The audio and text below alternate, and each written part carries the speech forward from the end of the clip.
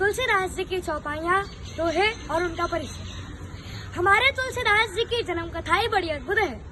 चूँकि इनके जन्म के उपरांत ही इन्हें महापुरुष होने का संकेत हुआ। यूँ तो हमारे भारतवर्ष में समय समय पर धर्म विज्ञान एवं साहित्य के क्षेत्र में महान से महान विद्वानों और साहित्यकारों का जन्म हुआ है, परंतु हमारे तुलसीदास जी उन्हीं साहित्यकारों में से एक है जो कि अलौकिक प्रकाश की छटा को बिखेरते हुए समस्त संसार को शुभ प्रकाश और स्वच्छ दृष्टि प्रदान करते हुए राम का नाम लेकर इस धराधाम पर अवतरित हुए। आज तक हिंदी साहित्य जगत में उनका कोई जोड़ नहीं है।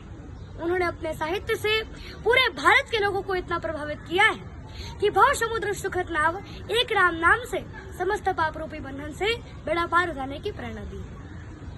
गंगा और मंदिर में समय की पाबंदी होती, समय से पट और द्वार खुलते हैं और बंद हो जाते हैं, लेकिन हमारे तुलसीदास जी की रचित महाकाव्य रामचरितमानस में ऐसा कुछ भी नहीं।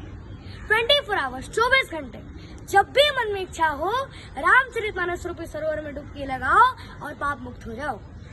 तुलसीदास जी का जीवन हिंदी साहित्य में सूरज के समान प्रकाशमान है। इनकी किरणों ने केवल हिंदू समाज ही नहीं बल्कि संपूर्ण विश्व को प्रकाशित किया है। संत गोस्वामी तुलसीदास जी का जन्म 1589 ईस्वी को राजापुर ग्राम चित्रकूट जिले उत्तर प्रदेश में हुआ था। इनकी माता का नाम हुलसी और इनके पिता का नाम आत्माराम दुबे था। बचपन में इनकी माता का देहांत हो गया था। जब वे जन्मे थे तो इनके मुख में दांत भी था और जन्म के उपरांत ही इन्होंने राम का नाम लिया था।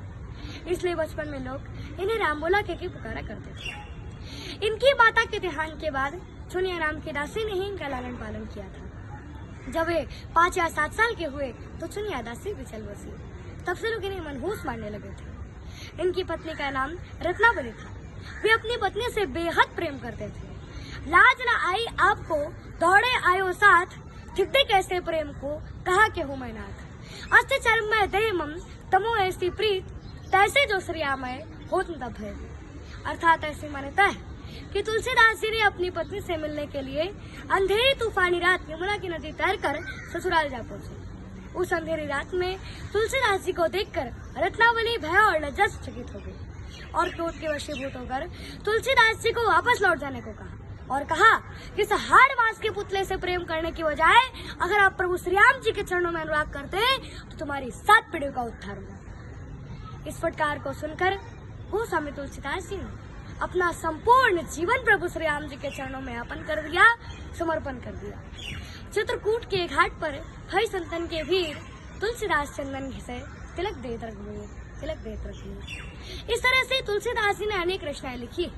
रामचरितमानस, रामलाल लहछू, बरवाए रामायण, पार्वती मंगल, जानकी मंगल, रामाज्ञा प्रश्न, कृष्णा गीतावली, गीतावली, दोहावली, कवितावली, मानस मुक्तावली, साहित्य रत्न, वैराग्य संदीपनी और बड़ा पत्र। इन 14 रचनाओं के अलावा 4 और रचनाएं भी काफी प्रसिद्ध हैं। हनुमान चालीसा, हनुमान अष्टक, हनुमान बहुक और तुलसी सत्साय भी शामिल है। जब तुलसीदास जी ने रामचरितमानस की रचना की थी तो सभी पंडितों ने ईर्ष्या और के रामचरितमानस का बहिष्कार किया था और दुष्ट पंडितों ने उन्हें अनेक प्रकार की कष्ट और यातनाएं भी दी थी और इतना ही नहीं, उन्हें प्रताड़ित भी किया गया था। सभी पंडितों ने उन्हें वृंदावन के मंदिरों में ले जाकर कृष्ण भक्ति करने को विवश करने लगे। कहा कहो छवि आपकी भले बने हो नाथ, तुलसी मस्तक तब नवे जब धनुष बांध ले हाथ। अर्थात उन्होंने रोते हुए कहा कि हे नाथ, आज जो मैं आपकी छवि को देख रहा हूँ वो बड़ी ही सुंदर और रमणीय है। आपकी सुंदरता का वर्णन नहीं किया जा सकता प्रभु, परंतु हे प्रभु, मेरा मस्तक आपके समक्ष तभी झुकेगा जब आपके हाथ में धनुष और बाण होगा, अर्थात जब आप श्रीराम के रूप में मेरे समक्ष खड़े होंगे। फिर क्या था, प्रभु ने उनकी पुकार सुन ली और तुलसीदास जी के समक्ष राम रूप में प्रकट हो गए और इस कौतूहल लीला को देखकर सभी पाखंडी पंडित के नेत्र शर्म के मारे झुके। कित मुरली कित चंद्रिका कित गोपियन के साथ अपने जन के कारण कृष्ण है रघुनाथ। फिर रामचरितमानस को सभी साधु संतों और पंडितों के द्वारा मान्यता दी गई। इनकी रचनाओं की मुगल शासक अकबर और जहांगीर ने भी प्रशंसा की थी। रामचरितमानस का कथानक रामायण से ही लिया गया है। रामचरितमानस लोक ग्रंथ है और इसे उत्तर भारत में बड़े भक्ति भाव से पढ़ा जाता है।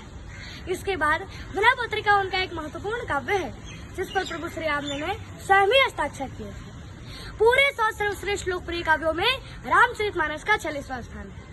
1680 ईस्वी में इनकी मृत्यु हो गई थी। कुल आयु इनकी 126 साल रही। सिया राम मैं सब जग जानी, करो प्रणाम जोरी जुग पाणी। कलयुग केवल नाम धारा, सुमिर सुमिर जन उतर ही पारा।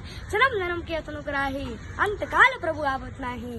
जो हरि कथा सुने नहीं काना, श्रवण अंग आई भवन समाना। जय जय श्री राम, हर हर महादेव।